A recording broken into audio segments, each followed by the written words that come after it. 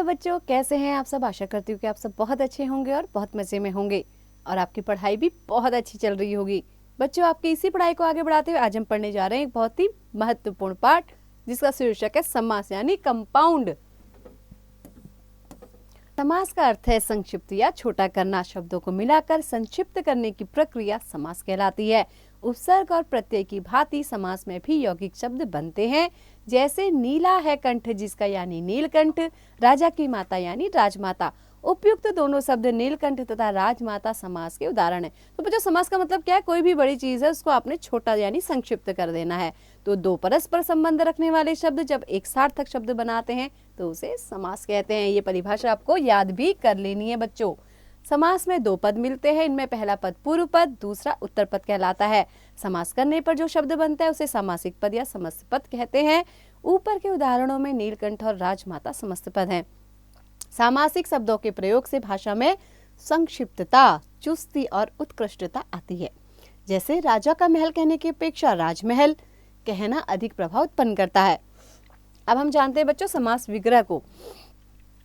यदि समस्त पद को तोड़कर पुनः अलग अलग कर दिया जाए तो इसे समास विग्रह कहते हैं। जैसे समस्त पद क्या हो गया? भूकंप पीड़ित, तो मैंने इसको क्या किया? तोड़ दिया, तो भूकंप से पीड़ित यह कहलाएगा समास विग्रह। नीलकमल, नीला है जो कमल, शरणागत, शरण में आया हुआ, राजमाता, राजा की माता और यथाशक्ति, शक्ति के अनुसार। तो ये क्या है बच्चों? समास को तोड़ दिया, क्या कर दिया? समास विग्रह। आइए बच्चों, हम जानते हैं समास के भेद यानी काइंड्स ऑफ कंपाउंड को। समास के बच्चों 6 भेद हैं। अव्ययी भाव समास, तत्पुरुष समास, द्वंद्व समास, द्विगु समास, कर्मधारय समास और बहुव्रीहि समास। सबसे पहले हम पढ़ेंगे अव्ययी भाव समास। जिस समास का पहला पद अव्यव और दूसरा पद संज्ञा होता है अव्ययी भाव समास कहते हैं। समास होने पर दोनों पद अव्यव बन जाते हैं। जैसे समस्त पद है यथाशक्ति, इसका समास विग्रह क्या हो जाएगा? शक्ति के अनुसार। बेखटके, खटके के बिना, भर पेट, पेट भरकर। ऐसे ही पढ़ते हैं तत्पुरुष समास। जिस समास में समस्त पद का उत्तर पद प्रधान हो यानी कि बाद वाला पद प्रधान होता है तत्पुरुष समास कहते हैं। जैसे वन में वास यानी वन में वास, राजमहल, राजा का महल यानी इंपॉर्टेंट कौन है बच्चों? महत्वपूर्ण कौन है? महल यानी कि उत्तर पद प्रधान है। आगे बढ़ते हैं बच्चों। अब है बच्चों तत्पुरुष समास के भेद। तत्पुरुष समास के भेदों का विस्तार से वर्णन निम्नवत है। पहला है बच्चों कर्म तत्पुरुष समास। जिस समस्त पद में कर्म कारक की को विभक्ति का लोप हो जाता है वहां कर्म तत्पुरुष समास होता है। जैसे चिड़ी मार, चिड़ियों को मारने वाला, यश प्राप्त, यश को प्राप्त। दूसरा है बच्चों करण तत्पुरुष समास। जिस समस्त पद में करण कारक से और द्वारा विभक्तियों का लोप हो जाए वहां करण तत्पुरुष समास होता है। जैसे भूख मरा, भूख से मरा हुआ, ईश्वर प्रदत्त, ईश्वर द्वारा प्रदत्त। तीसरा है बच्चों संप्रदान तत्पुरुष समास। जिस समस्त पद में अपादान कारक की से विभक्ति का लोप हो जाता है वहां अपादान तत्पुरुष समास होता है। जैसे ऋण मुक्त, ऋण से मुक्त, धनहीन, धन से हीन। पांचवा है बच्चों अगला है बच्चों अधिकरण तत्पुरुष समास। जिस समस्त पद में अपादान कारक से विभक्ति का लोप हो वहां अपादान तत्पुरुष होता है। जैसे ऋण मुक्त, ऋण से मुक्त का क्या बन गया? ऋण मुक्त, ऋण से मुक्त, धनहीन का धन से हीन। अगला है बच्चों संबंध तत्पुरुष। तो बच्चों जिस समस्त पद में संबंध कारक की, का, के तथा की विभक्तियों का लोप हो जाता है वहां संबंध तत्पुरुष समास होता है। जैसे राजपुत्र का, राजा का पुत्र, दीनानाथ, दीनों के नाथ। ऐसे ही बच्चों द्वंद्व समास यानी कि जिस समास में दोनों पदों के मध्य और शब्द का लोप होता है उसे द्वंद्व समास कहते हैं। जैसे अन्न जल, अन्न और जल, चाचा चाची, चाचा और चाची, माता पिता, माता और पिता, देश विदेश, देश और विदेश। अगला है बच्चों द्विगु समास। जब समस्त पद का पहला पद संख्यावाचक और उसका अर्थ किसी समूह का बोध कराता हो तो यहाँ द्विगु समास होता है। जैसे त्रिफला, 3 फलों का समूह, दोपहर, 2 पहरों का समूह, नवरत्न, 9 रत्नों का समूह, चौराहा, 4 राहों का समूह, पंचतंत्र, 5 तंत्रों का समूह और तिरंगा, 3 रंगों का समूह। आगे बढ़ते हैं बच्चों कर्मधारय समास। ये क्या है?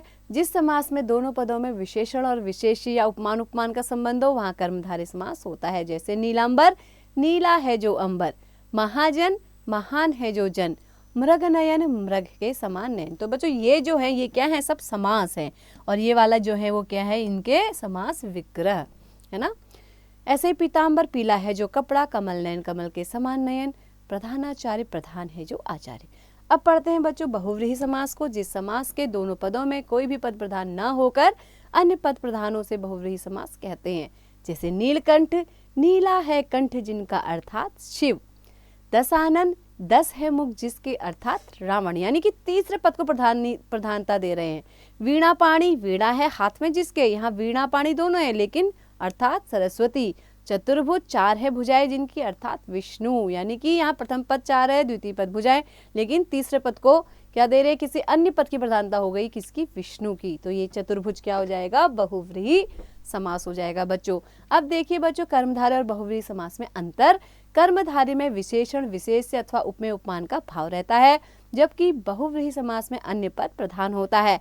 विग्रह करने में स्थिति स्पष्ट हो जाती है। जैसे पीतांबर यानी पीला है अंबर जिनका, अर्थात श्री कृष्ण, और पीतांबर मतलब होता है पीला वस्त्र। तो पीला वस्त्र क्या है यहाँ पे बच्चों, कर्मधारय समास है। ये क्या बता रहा है, विशेषता बता रहा है।